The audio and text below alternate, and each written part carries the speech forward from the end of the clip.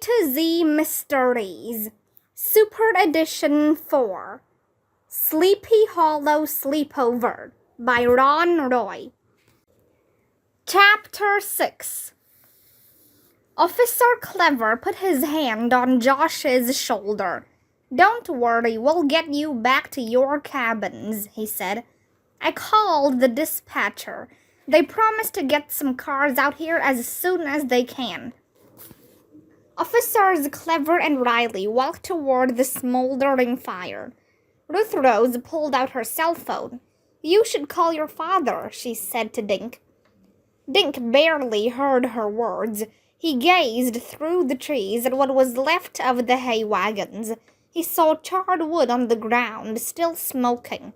The smell was sharp and putrid, like a dead rabbit he'd once found in the woods and green lawn.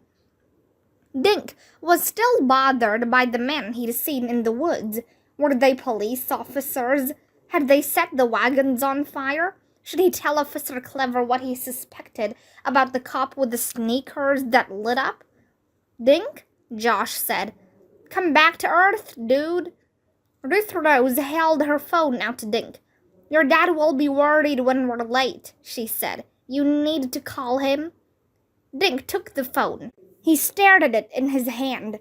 "Sorry, guys, I guess I'm flustered," he said. "I can't even remember his number." "You don't need the number," Ruth Rose said.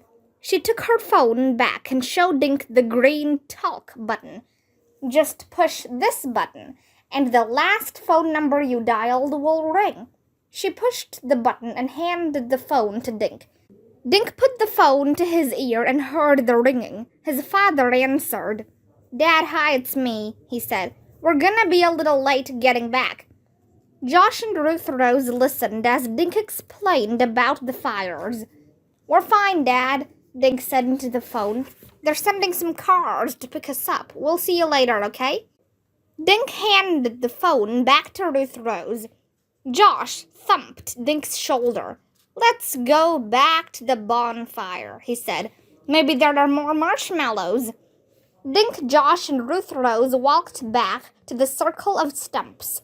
The bonfire was now just hot coals. A few kids were already there roasting marshmallows. Other kids were sitting on the grass, talking in small groups.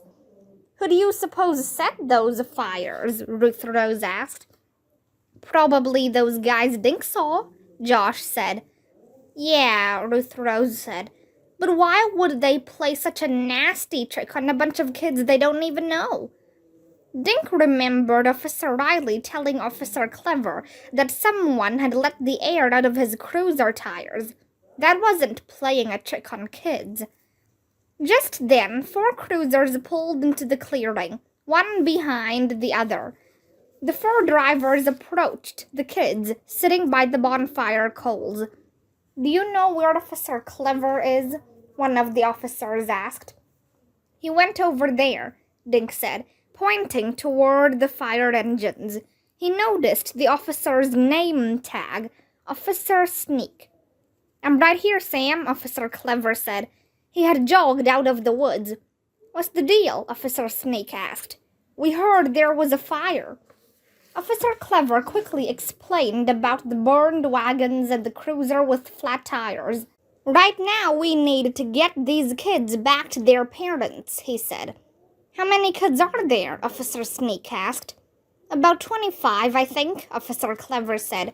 "Can you guys fit them all in?" "Sure," Officer Sneak said, "if they don't mind being scrunched together." Officer Clever smiled. "I think they'd be willing to sit on top of each other if they had to," he said. "No one's sitting on my lap," Josh protested. Everyone laughed. A few minutes later, all the kids had squeezed into the 4 cruisers. Dink, Josh, and Ruth Rose were in the same car with Candy and her 2 brothers. Officer Sneak was their driver.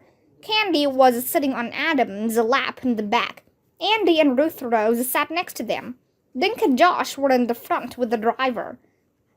Dink watched as the other 3 cruisers, filled with kids, pulled away from the bonfire clearing.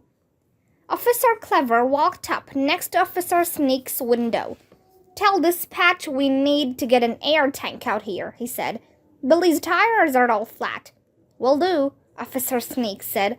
He waved and followed the other cruisers. Dink glanced at the burned wagons as they passed. He saw an officer walking in the grass near one of the wagons. He seemed to be searching for something. The heels of his sneakers lit up each time he took a step. Dink recognized the officer who had dressed as a spaceman. What was he looking for?